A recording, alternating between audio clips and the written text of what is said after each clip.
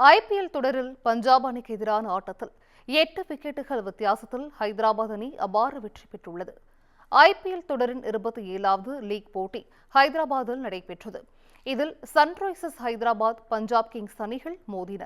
Toss வென்ற Punjab Kings அணி batting தேர்வு செய்தது.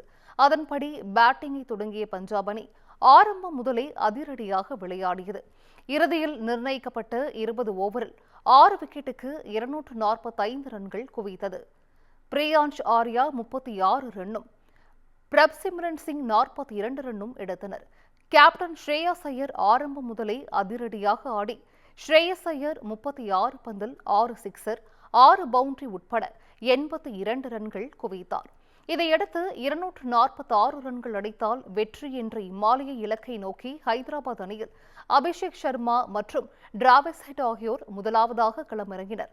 தொடக்க முதலே அதிரடியாக ஆடிய இந்த ஜோடி ரன்களை குவிக்க தொடங்கியது. இதில் சிறப்பாக ஆடி வந்த டிராவிஸ் ஹெட் 66 ரன்களில் கேட்ச் ஆகி வெளியேறினார். அடுத்ததாக அபிஷேக் சர்மாவுடன் கிளாசன் ஜோடி சேர்ந்தார். தொடர்ந்து வான வேடிக்கை காட்டி வந்த அபிஷேக் சர்மா 55 பந்துகளில் 10 சிக்சர்கள், 14 பவுண்டரிகளுடன் 141 ரன்களில் கேட்ச் ஆகி வெளியேறினார். முடிவில் இஷான் கிஷன் 9 ரன்களும், கிளாசன் 21 ரன்களும் எடுத்து கடைசி வரை ஆட்டம் இழக்காமல் களத்தில் இருந்த நிலையில் ஹைதராபாத் அணி 18.3 ஓவர்களில் 2 விக்கெட்டுகளை இழந்து 247 ரன்கள் எடுத்தது.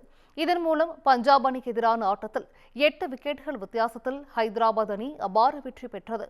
அதன்படி ஹைதராபாத் அணி நடப்பு ஐபிஎல் தொடரில் 4 புள்ளிகளுடன் 2வது வெற்றியை பதிவு செய்தது.